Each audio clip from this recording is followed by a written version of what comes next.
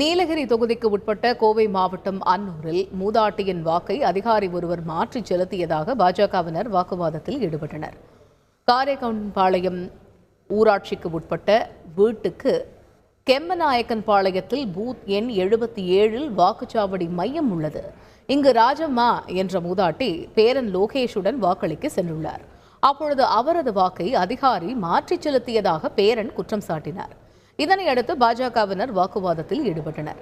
தகவல் அறிந்து சென்ற பாஜக வேட்பாளர் எல் முருகனும் அதிகாரிகளுடன் வாக்குவாதத்தில் ஈடுபட்டார். பின்னர் செய்தியாளர்களிடம் பேசிய அவர் அதிகாரி மீது புகார் அளித்து நடவடிக்கை எடுக்கப்படும் என்றார்.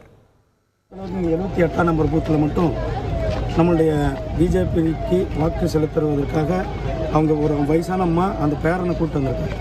அந்த பேரன் சொல்கிறாரு அந்த அம்மா வந்து 3ஆம் நம்பர் பட்டனுக்கு ஓட்டு போடுங்கன்ட்டு தம்பி வாங்க அவங்க கூட போகிறாங்க. ஆனால் இங்கே இருக்கிற அதிகாரி 1ஆம் நம்பருக்கு போட்டு